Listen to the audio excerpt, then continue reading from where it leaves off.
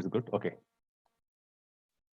Welcome back. This all the same. Nothing is there. I just okay. Housekeeping. I already informed. Today agenda I'll be talking about the previous. We revise ADM overview again and pre-phase in depth. Okay. Let us understand enterprise architecture. Definitely, enterprise is there to have to achieve a common goal. We take the example of COVID. So it wants to give the customer support. At the same time, it wants the staff to work remotely. That is the goal of the enterprise now. That's what they're achieving. Then, next, again, what is enterprise architecture practice? In the enterprise architecture practice, one of the key thing is it has got a scope. Every enterprise consists of people, and people are the one to choose what kind of process they need, and based on the type of the process you have got, you may want to adapt a technology which is relevant for the company. Then, so why we are doing all this? Because evolution is a constant thing in the world, and especially with technology, it's much more. So said that every time we want to give the customer the best services, what is possible using technology. That is the intention. And last week I told you there are two kind of things. One is pre-COVID and post-COVID. Why pre-COVID? These two things I want to really highlight very clearly. Pre-COVID, the main objective of a company was to establish the services such a way the customer is able to access remotely. After post-COVID, what's happening is the company want to have the services that must be able to be managed by the staff remotely. Just as an example, yesterday there was an article in India, TCS, the top outsourcing company in the world, having 450,000 employees. They want the staff to work from the home for the next 2 years. So this will be the norm henceforth. So said that, so the whatever the kind of strategy they did, the digital transformation strategy, everything will be revisited because they want the staff to work remotely. That is the way the future will be. Okay, from that context, let us take the case study and we discuss and go further from there. Okay, again, last time I told you, like the enterprises have established the practice, EA practice at various timeline, because the reason is they want to get the, of course, EA was there, as I told you earlier, what was in dormant state. So they have adapted technology at various timeline, depending on the business need. So what has happened? You got two, what is that, angle from here. One is the legacy stuff, what you're seeing in the top, bottom. The top is the modern technology. The modern means everything cloud-based. So everything is a service model. So from this, what we can see from here is, we had a spaghetti at the bottom part of the technology. At the same time, we have the same spaghetti at the top part. It is becoming much more complicated. Before we had HP house or IBM house, but moving forward, you got X number of technologies because there's no lock-in. So what happens? The business wants the services given better by any company. It becomes much more complicated. And especially moving forward, the industries are going towards microservices. So it's unless until you have a proper strategy to manage your assets, I mean the digital assets, from the perspective of the process and the technology, how you manage, it's highly impossible to have a flexibility for the business to change based on the customer needs.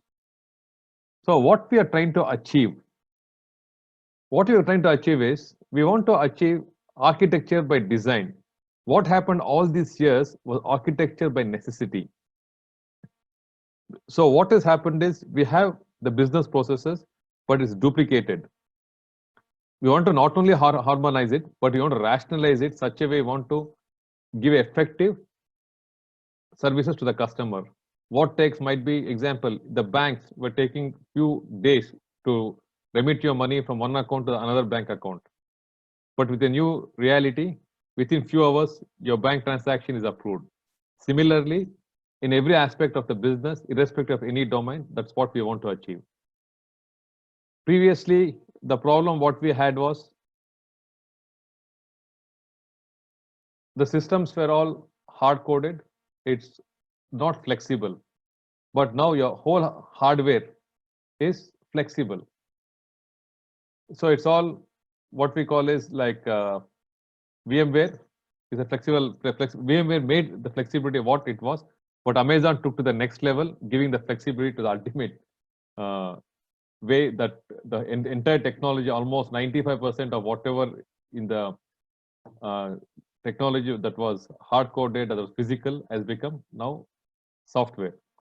Now, the applications were procured a different timeline that has created various systems having their own database. Previously, the systems what we procured was coming bundled with its own database, with own all its whatever the required for the software. But now we want to isolate. We want to have one single source of truth. It can be a customer, it can be any kind of a purchase or any kind of a transaction. All must go through one single source of truth wherever it is possible. Okay, so for this, we definitely need to have a proper way of designing. First of all, the journey is we look for the business. Okay, always, business is the king. Technology is not able to drive. A lot of technologies, which is much more better than Amazon came before, but they're not able to sustain. Amazon, why it sustained is because the reason is almost 3-4 years the company was running on red. So Jeff Bezos had the money, he had the vision, he was spending his money, though it was bleeding, he sustained for some time. Then the market saw the real value of it. So now it is becoming a reality. Of course, in the last 5-6 years. So COVID made to the next journey. So every company they want to jump into cloud henceforth. Okay, now, okay, just hold on, please. For me, what's happening is as people come in, I need to admit. Again, it is a problem. It does not allow me to admit it one time. Really go back to the screen. I'm sorry for it. Again, the technology limitation, guys. It's not okay. Okay, now now it's no more technology has evolved. Now it's a revolution. So when we go for a revolution, we need to have an architectural framework which aligns with the changing, not the technology, not the changing demand of the customer. That is the most important thing. Okay. Next, let us look at the ADM phase, what we discussed last week. From there, we go how to. My screen is visible, right? I got a message is not visible. Okay, if it's not visible, just raise your hand. Okay. Now, last week we discussed about ADM phase. We're starting a practice. So this week we are going to see how the practice is done. So you are going to simulate yourself based on the case study, and we work on that one. Okay. Then we identify the scope of the ADM cycle. See, please remember, P phase is the one which is external. Here we're going to define the scope. I'll be going much more deeper in the next slide. Then EFG, we are going to define the planning, high-level planning, implementation, and governance. Then H is the one which really gives the agility for the business because we proactively look what's happening in the market, not only in technology, what kind of new business model the customer is having. For an example, with what happened for the pandemic of course, I'm using COVID too many times, so I want to stop that. What happened in the pandemic, the companies are going to see, oh my God, if the resource is able to work from the home, why can't the resource be offshore or outsourced? So other companies, if they don't do, they'll not be competitive in the market. So what HPS does is it looks, see, the message I want to give here is enterprise architecture does not look only at the technology, it looks at the business aspects also. So why enterprise architect is such in demand in the market, especially henceforth, it will be multiplied. The reason is this is the only practice in the IT professional who looks both the technology as well the business and connects both of them together like a keystone. If you think of a CEO is different from business aspect. CIO is something communicating with the business at a high level view of technology. But especially an enterprise architect, a true enterprise architect, you'll be knowing in the next slide why a true enterprise architect. He needs to understand the technology stack plus the business aspects and connect together. Okay, this is the reason requirements management in the center always TOGAF will be the de facto standard because it always gives the business what it wants. Okay, now let us jump into the architecture development method in depth today. Okay, ADM is an iterative process. Hence, it's not possible to give anything the business wants at one shot. It is as the technology evolves, as the business model evolves, as the customer needs evolves. What happens? So the ADM must be able to go in the phased manner, something like an agile. It's not a waterfall. That must go into your mind. It is a combination of waterfall and agile, but it's more of an agile practice. In fact, Open Group is coming with the agile framework. They may release a certification probably in June or July this year. So scope of the enterprise, sorry, the scope of the each phase, what we're going to do. See, in each phase, what we're going to do is, because just for you to get a view of the AEA practitioner, AEA practitioner cost per day may vary from $800 to $15,000 to $16,000, depending on what are the type of the company you are working, which consultancy company you are working, and what is your capability. So said that, usually what happens is whenever we want to have a change in the ADM cycle, we're going to look at the scope because it costs money, right? Then how much of detail we need to go? Then are we going to miss any kind of a schedule or milestones? So based on that, we are running the ADM cycle. So each phase we want to revisit, we take some of the aspects, the higher aspects are given here.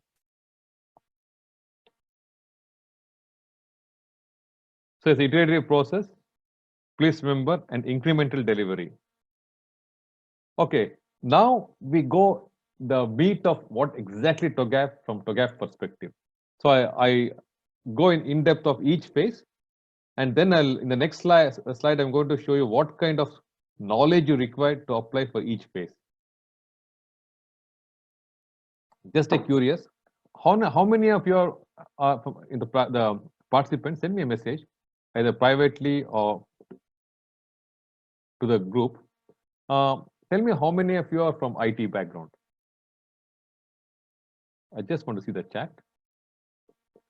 How many of you are from the IT background? The reason why I'm telling you, because when I want to give the examples, I want to give the examples in perspective of the audience who are present. So generally, if you're doing a corporate training, if I'm having a class of 10, 20 people, I'll be knowing exactly. So I'll be able to tailor my delivery. Okay, how many of you from IT background? Okay, how many of you from business background?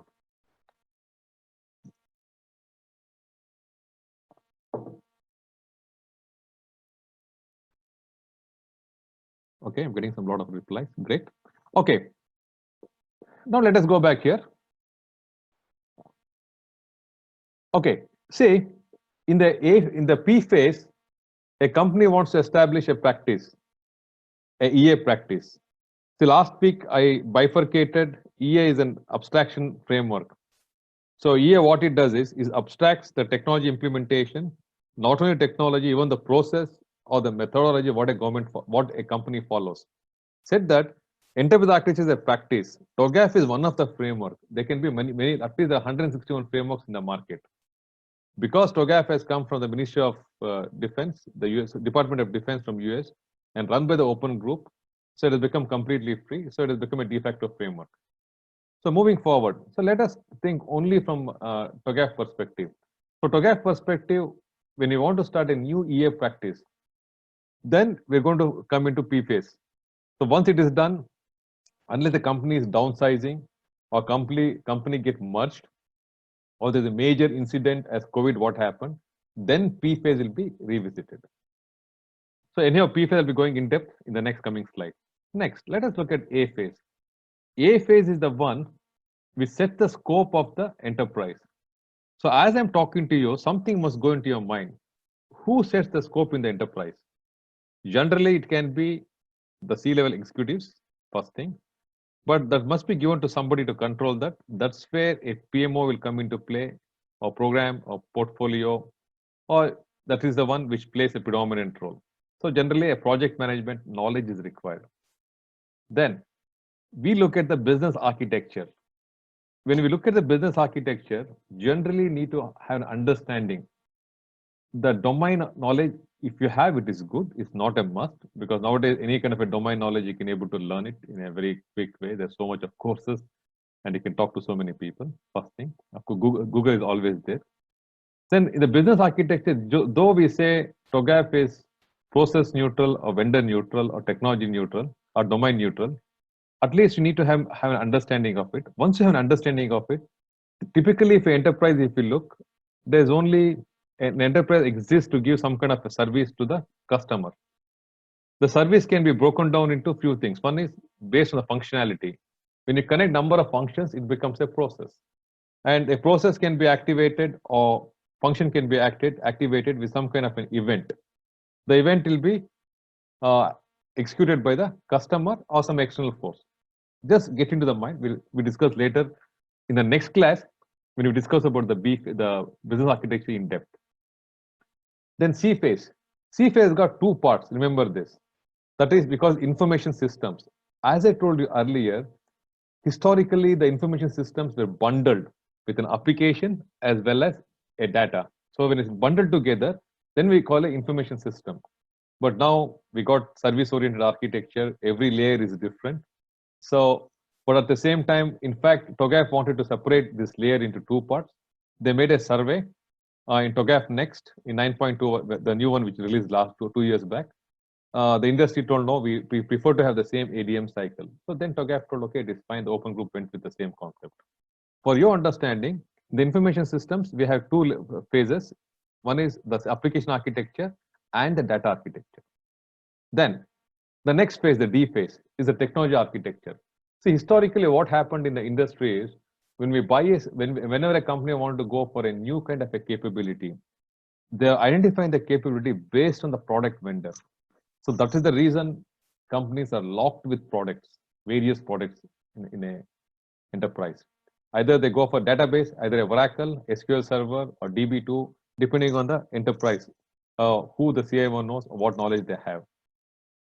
Again, I have come across myself, especially in the last 2-3 years, when I speak to people or spoke to people, they say, yes, we are going for cloud strategy. Either they'll be following strategy given by Azure or by AWS. Might be next year, it'll be more of Google. Then E phase. See, E is the phase. See, look at the name now. Opportunities and solutions. What it means is when we make the analysis of BCD phase, then we're going to realize, oh, based on analyzing BCD, the architectural phase, what kind of new opportunities can we create? First thing, and what kind of solution is relevant for our problem. So we never even talk about a product in BCD phase. In BCD phase, all we'll be talking about what kind of capability we need, or what kind of aspect, the support we need to give for the business. Only in the E phase, we look at the products and what kind of opportunities, what kind of solution exists in a high level. F phase is the one, say, migration planning. See, migration planning is once in the E phase, we have made some few options. Okay, these are the products available. This is the cost factor. And these are the resources we have. So we go back to the business or the sponsors, get their approval, what is their fit and what is their risk appetite and exactly what they want, the company objective. Then in the F phase, then we come with a detailed planning, exactly how to implement the project, what is the cost, what is the timeline, what is the exact solution we want to implement. Then G is the one, implementation and the governance. So get the word in your name. So I'm repeating as I go across because any language is getting the vocabulary. Once you know the vocabulary, you're almost there. Okay, implementation governance means what it does is when you want to implement the project, which we define in the A phase in a high level, as we come out in the F phase, we got minute detail to exactly with the plan at each, what is the milestones, what is the duration, everything is defined in the F phase. G phase executes such a way, whatever the KPIs agreed in A phase and whatever the compliance you need to achieve, everything has been done properly. Please always get into your mind. Enterprise architecture exists as long as an enterprise exists. So said that as not like a project management, you finish a project and you go to the next project. If you are working as an enterprise architect, so what happens? Even you're answerable for the deliverables plus the performance. Does it really giving the business value? So such that if it is not working, again you may initiate one more phase, or again you can go to the H and make a drastic change. We just take an example now. So I told you digital strategy is being done based on companies from the last few years. So especially with COVID, what happened is every company will be revisiting the H phase. If they have a year practice, the architecture change board management, sometimes they call as the architecture board, or sometimes they call as the various names depending on the type of the company. IA board, they got different naming conventions.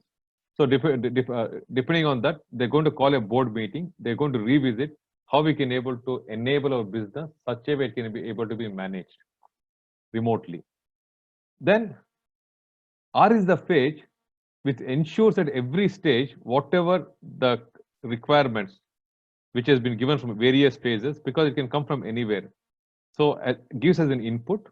At the same time, whatever happening in the industry. See, again, enterprise architecture does not work in isolation. First of all, if you think of an enterprise, it was working within a boundary of might be a city or country. But now any services we do, our objective is to reach global reach.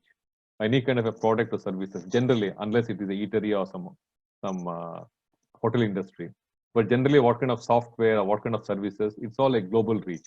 When a bank industry, they cannot work in isolation. They must follow the international standards and compliances. So said that, so any kind of requirement changes externally in the industry, so requirement management phase will be having that kind of information. So whenever we are in any phase, we are going to refer to the requirement management phase. That's why you got this arrow, double-headed arrow here. Okay, now you got an overview. I just open up. So looking at here, what hat are you wearing? In the sense, the question why I'm asking you this one is, I told you each phase what it does. So depending on whatever the task you're doing now, you just try to visualize yourself, which phase are you now? So I want you to make it very interactive, guys, please. Send me a message. I want to really look at what phase you are. Tell me, right? You're in A phase or C phase. If you're working as a business analyst or business architect, you can be in B phase. If you're working in a project manager, you'll be in the A phase. I'm not seeing much messages here.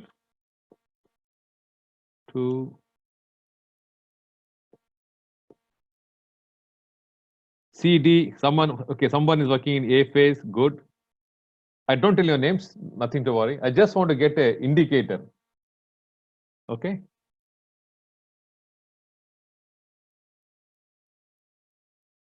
Okay, people are okay.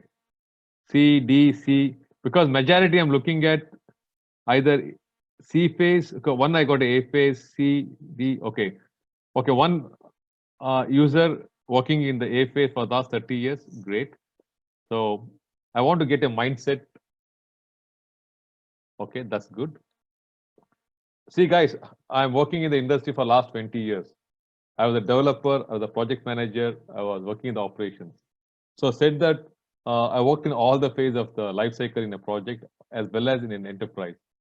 So I can able to use the right keywords based on the audience. Okay.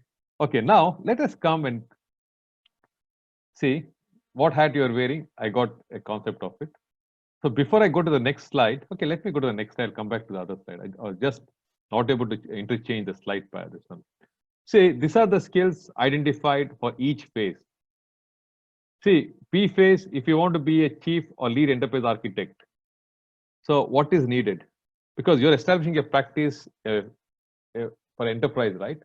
So first of all, in the A phase, you must be having the concept of project management. See, guys, said that TOGAF wants to give an output for a business, and TOGAF ensures, sorry, not TOGAF, an enterprise architect practice ensures always business gets what is expected. At the same time, it expects the business is viable. So the moment I say business viable, you have a cost factor. You cannot give a service, spend $10 for the service and charge $1 from the customer. So whatever we do, there must be a commercial value for it. So please remember, A phase, when you're working as an enterprise architect, you must wear two hats. You must think as an enterprise architect, you must think as a project manager, a strategist, innovation, security. If your team is large, nothing to worry. Then you'll be having various people to support you. If your team is very small, you need to have some kind of a concept. See, when I started as a developer last 20 years back, I was a tester, I was a document writer, I was a coder, take the business requirement. So as the technology evolved, now we got each one you have a separate people to do the task. So generally, EA practice, generally, if you go to a normal EA practice, okay, now the question, next question for you. Please type in the message. Do you have an EA practice in your enterprise? Yes or no? Guys, we make it more interactive. See, I'm telling you now, I have, okay, just for information, I have trained more than 1,000 people in the world.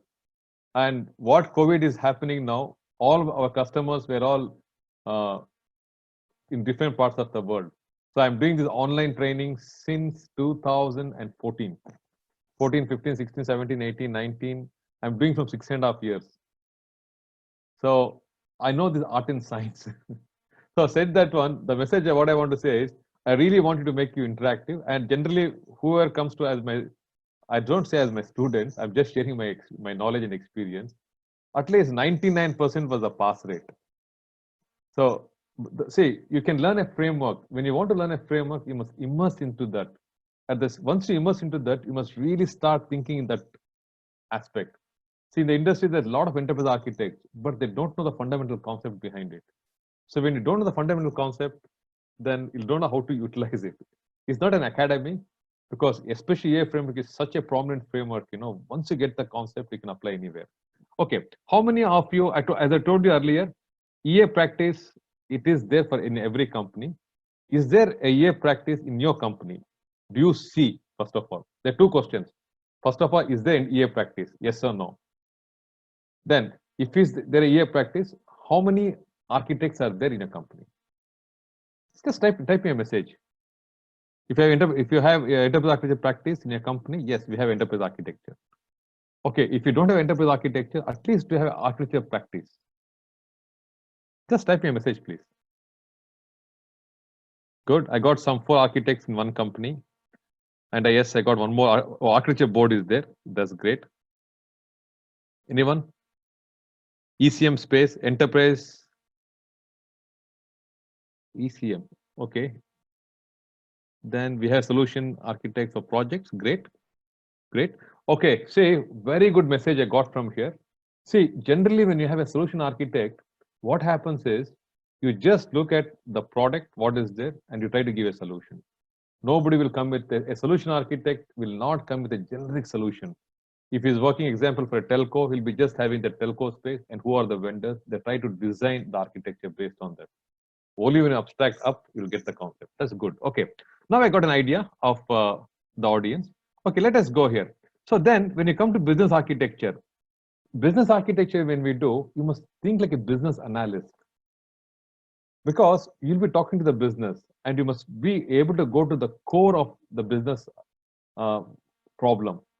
Right from organizing workshops, we'll be discussing in the next class, business scenario, how to get the business scenario, I'll be discussing there. And at the same time, you must be able to analyze what the customer wants, what is the current business problem, and what are the duplicate processes a company is having. So all that we need to analyze. Then when you come into C phase, you must look as an application analyst. See, the moment I'm saying an application analyst, think if you're working in a telco, you must be having the application stack, what a telco will be having. If you're working for financial industry, then you must be having the concept of the financial applications. In our case today, we'll be discussing for education. So then we'll be thinking from education perspective, the student management system, a learning management system. So some are very common. The financial applications and all is a common thing irrespective of the enterprise. Maybe there'll be some specific need. A login, authentication, some are very common. We call as shared services across, but some are specific to the enterprise. So said that then generally when you look at the enterprise architect role, sometimes they say we want a person from this domain, or might be application architect having like this much of experience.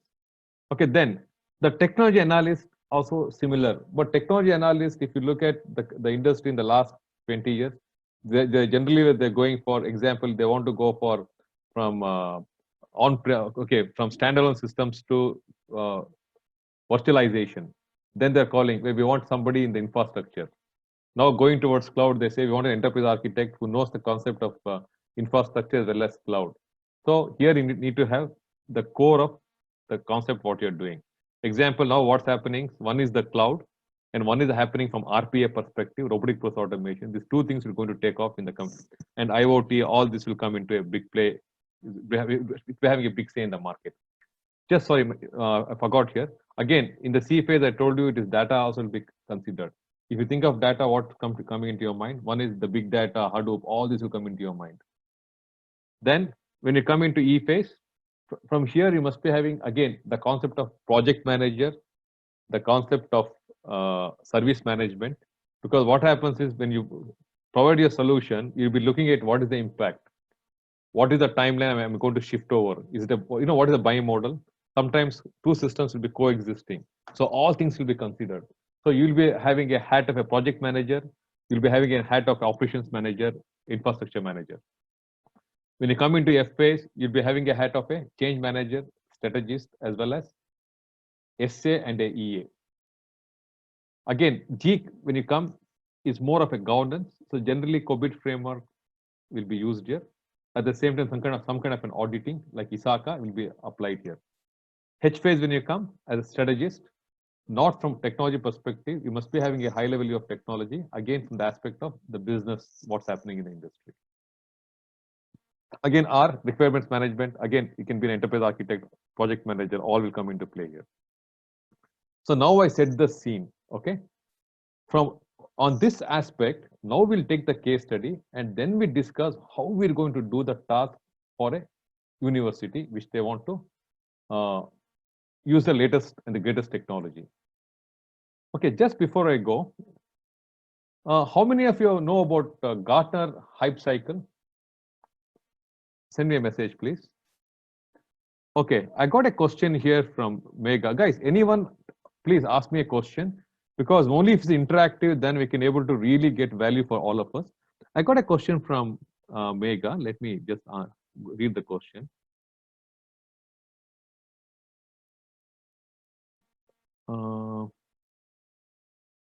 It's for the C phase. Hi, Sunil. I can actually ask my question here. No, I'm just reading, sorry, Mega. I'll read the question. In phase C, we are talking about information architecture or data architecture. I understand there's a subtle difference. Yes, Mega, you're perfectly right. C phase consists by default two phase inbuilt. One is we call as the application architecture, and one we call the data architecture. They're two separate layers, complete two separate layers. Because TOGAF was formed, the framework came in 1995. So at that time, the whole systems were bundled with application as well as data. But especially in Archimate, and it is completely bifurcated. I'll be explaining in the coming classes. Again, when we visit the information, the phase C, we got two separate phases. Okay, now coming back, hype cycle for enterprise architecture. Guys, have you come across this one, hype cycle for the enterprise architecture? Anyone? Okay, see what Gartner does is they look at what's happening in the industry. And again, what they do is not only they look at what's happening in the industry, they're going to give a timeline. As you can see the hype cycle, sometimes some technology will be hyped up, but it never takes off.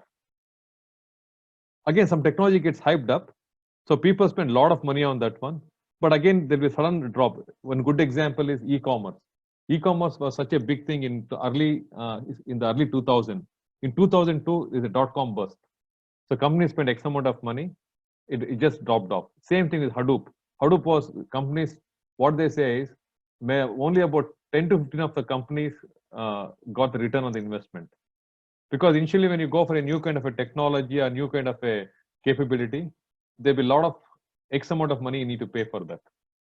So what they're saying is, as you can see here, these are the various EA hype cycle: continuous improvement, digital operations, business ecosystem. See, why I'm showing you here is, as you can see here, you're looking at enterprise architecture, but say example, human-centric design. So you'd be thinking as a business architect or business analyst. Security architecture, then you will be looking at a security architect. Here, strategic realization office. Something you'll be thinking as a strategist, what's going to happen in the next 5 years, how you want to design. See, the role of an enterprise architect is to future-proof. Okay, Agile. How many of you are Agile certified here? How many of you are Agile certified or working in Agile environment? Yes or no is enough? Everyone, very happy to hear that, because every company is going for Agile, but unfortunately, Agile is a hyped up and misused word. Okay, that's great. Okay, no problem. Working on it, that's great. Okay. Okay, now let us take this case study. From the case study, I'll introduce P-phase, and every step we discuss, we see what we need to do. Okay. Okay, at 10 minutes. Okay, I'll go with this for 10 minutes. I'll give a break at after 10 minutes, exactly like 3:50 for 10 minutes. Then, till then, just look at this case study. So they want to be competitive. See, from now onwards, for the next two classes, please think only from this angle. You want to implement the state-of-the-art system for a university, and especially universities, what they're happening. So generally, the whole teaching model has changed. How they want to deliver the courses is not only delivering the courses online, at the same time, they want to deliver the exams too. So when you want to deliver the exams online, definitely cannot use Zoom to deliver exams. So how you need to do? Think in that aspect. Okay, now let us go to, okay, say, the moment you think of enterprise, what comes into your mind? See, enterprise is the one, it does not work in isolation. Say, I told you in university, look at this here. You can see my, okay, about UTS. So what you're seeing is a browser. This browser is connected across the university to get all the information, what a student wants, what a staff wants, as well as what a professor or teaching faculty wants. So all the information, what anybody wants, must be able to be accessible. So that is a true digital transformation, which is really occurring now. So how to achieve it? When you want to achieve this, what is your way of thinking? Your way of thinking is a system. An enterprise is a system of systems. Okay? For enterprise, what happens? You have a stakeholder. So enterprise has adapted technology at various timelines. At the same time, if you want to adapt the technology or change the existing technology, it must go in phases. It's not possible to just make a Big Bang theory, just change like a magic wand. It must go in an organized structure. You all agree with me? Next time I must be having two screens. So one screen I'll be having the course content, what I'm delivering. The other screen must be having with all your faces, I can able to see. See, that's the best way to train. Okay, so stakeholder. So stakeholder again, we look at the university example in the previous slide.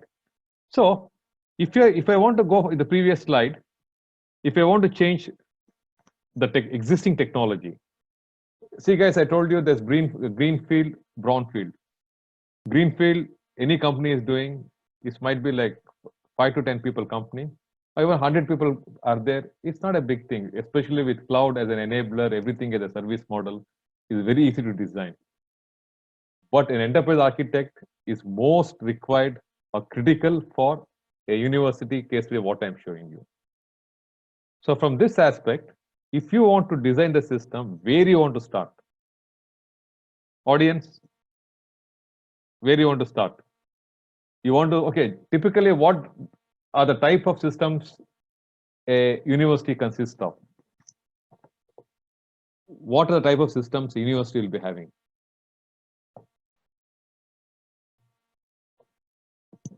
Come on, guys, please.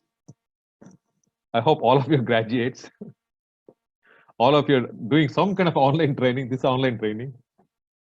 Okay, see, when you look at, let us take the current scenario. What is the current problem the universities are facing? Type me a message. What are the current problems the universities are facing? Student enrollment system. Yes, Mike is good. Yes, we want that one. The immediate problem because of COVID. Classes. Yes. Who is this? Shubesh. Yes. Classes. Distance learning. Yes. Great. See, I told you last week, a student from India paid $65,000 to go and study in Harvard. Because of the COVID, she is studying from India after paying $65,000. So the message here is, the future is this is what's going to happen. You got me? So the moment, if you want to establish EA practice, the first problem we want to do is how to do distance learning, how to provide the distance learning. Yes, I got one more, this one from Mike. Moving from on-premises to online delivery, that's really good. Yes, that's also one of the need. Okay, so if we want to make our student delivery, the course delivery online, see, one of the biggest challenge the universities are facing is, one is delivery. At the same time, how to see that the quality of delivery is not compromised. See, in Australia, I don't know whether you read the newspapers. What they're trying to do is, the students are not able to attend the class. So this time there's no grading. There's only pass. Everybody is pass. A pass or fail, only two things. There's no grading.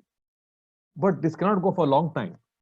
But there must be a system to see that the student is attentive. Must be able to monitor, and you must give him the same experience what he gets in a classroom. So that is the primary concern we must try to address. All are you with me now?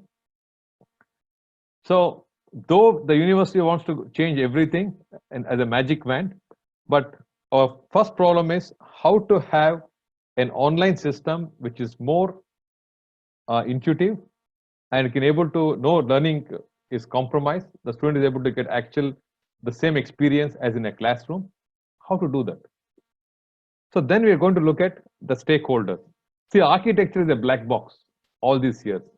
Moving forward, architecture becomes much more like a transparent. See, transparent means still, please remember, I'm not saying every code you'll be seeing in a enterprise. It's not possible, because the reason is the system sometimes you buy, it has got its own intellectual property. So they may expose an API for you. You got me? So at least whatever systems you're buying, at least you know there is an interface to connect with our existing system, to authenticate, to authorize some logging. All this here, it is not like that. I buy a system, it does not have any interface. Then I bring in one more company to expose the interfaces. Oh, again, we pay X amount of money to expose the interfaces.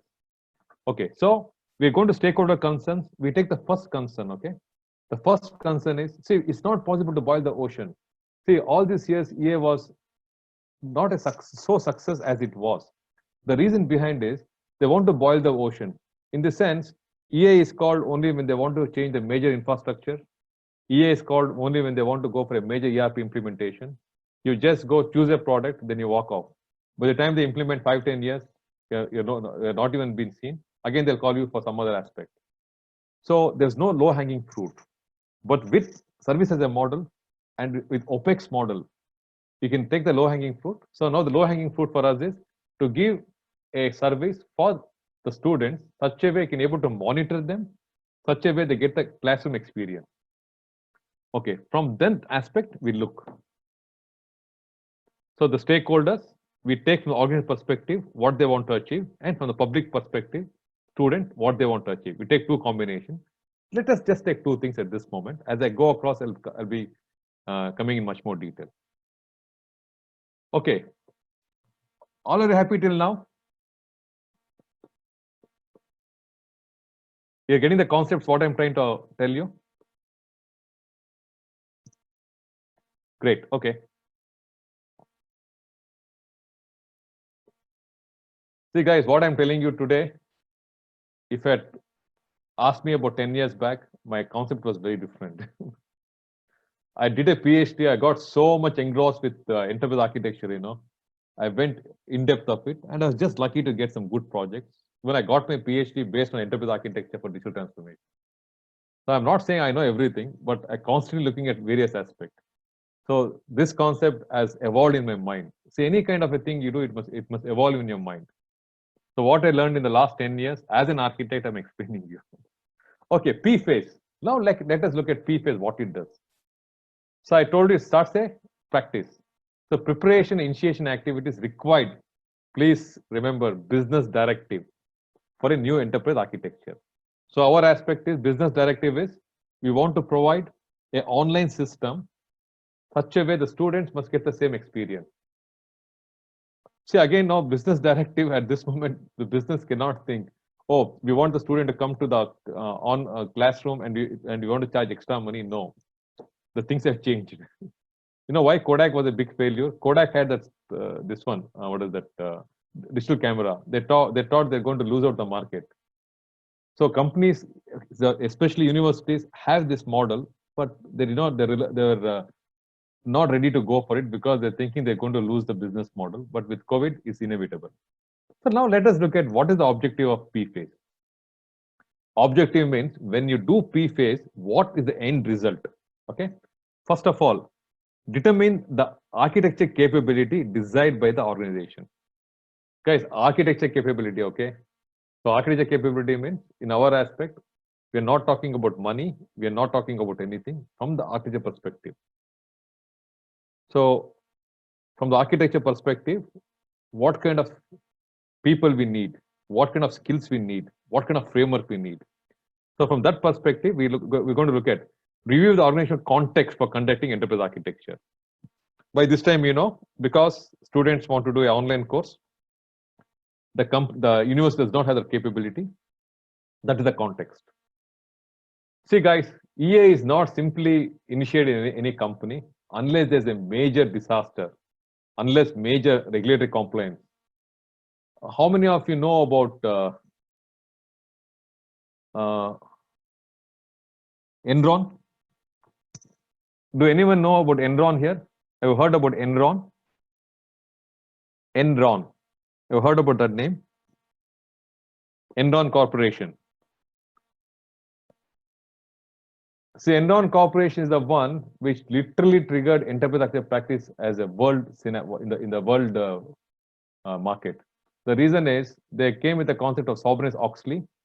So before, what happened is IT systems were there to give the business value. It was not audited. So in Enron, what happened is they cooked the accounting books and they gave false information and the company collapsed. So almost 50% of US citizens, they had investment in that, they completely broke. So then Sarbanes-Oxley came, then they told every IT systems must be completely audited. And so that's why EA became a prominent role. That was one of the triggering factors. Okay, that was the context. In our context now, COVID is the one which is driving. Now, identify the scope, the element of the enterprise organization affected by the architecture capability. So I told you, enterprise by itself is not standalone. As an enterprise, I'll be talking in the coming slides. Enterprise is one is the internal enterprise, one is the external enterprise, means your partners. Plus you have additional thing, your regulatory compliance. Plus you got your this one, some of the what is that communities which you need to be compliant. So all need to be considered. Then identify the established framework, methods, and processes that inserts with the architecture capability. See, by this time already it's in your mind. ADM is a cycle, is a method. ADM is a descriptive model. Each phase has got its own methodologies. So by this time, what is coming into your mind? I saw some of you come from project management. You'll be thinking, oh, we need a project management framework. Somebody coming from business, they think, oh, we need a business framework. Somebody coming from operations, we need ITIL. Somebody coming from governance, we need COBIT. So a company will be having either in a very matured manner, or at least some part they'll be using. So all that you need to be considering, okay? Bear with me, I finish this, we have a break, okay? establish the capability maturity target. Okay, guys, how many of you know what is maturity here? How many of you have come across capability maturity model here? Capability maturity model. Good. I saw only one. Okay. I just give in a layman term. See, if I go to a doctor, I want to I just thought in the staying in the home for the last 1 month and putting on weight. Suddenly I think, oh, I must really become slim and trim. What to do? I go to a doctor. What the doctor does? Hey, come on, man, let us have a check. Oh, come on, your heart is good. You can go for a jog. And I say, no, sir, I'm more than 40 years. Oh, my, come on, you're not 20 years. Come on, let me check everything. How is your heart? How is your kidney? How is your lung capacity? All the aspects you're going to consider.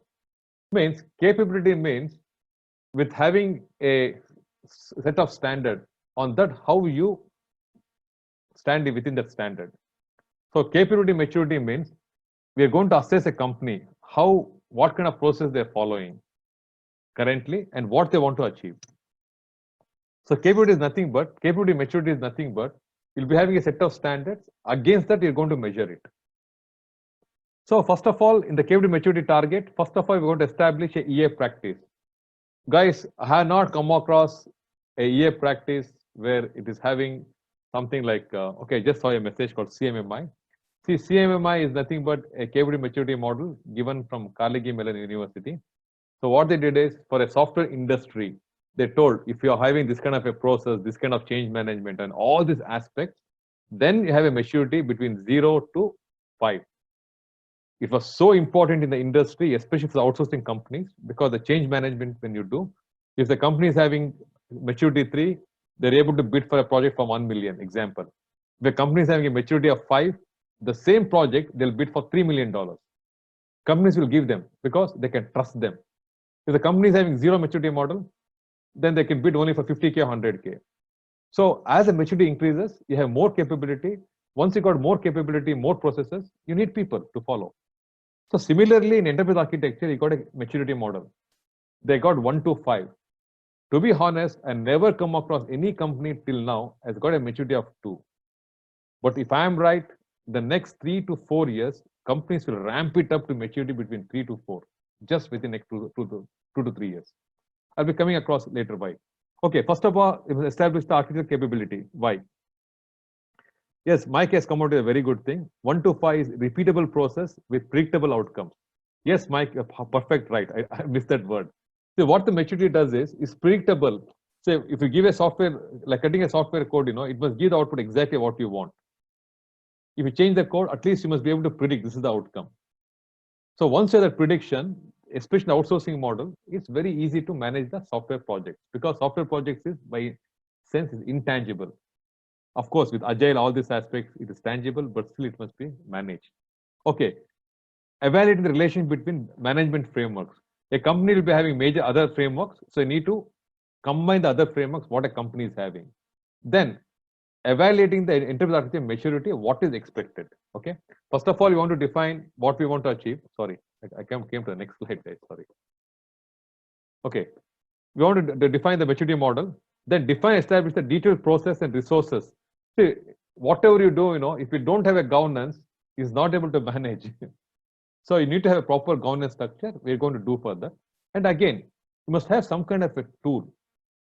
Across the enterprise, think of a university having 100,000 students, and if they're going for EA practice, you need to have a tool to manage. Then define the principles. We'll be discussing all this after the break. Okay. Now we'll have a virtual break. I did not put the break. Yeah. Now exactly the time is, let us take 3 o'clock. We'll be back exactly by 3:10. So once we come back, today I'll be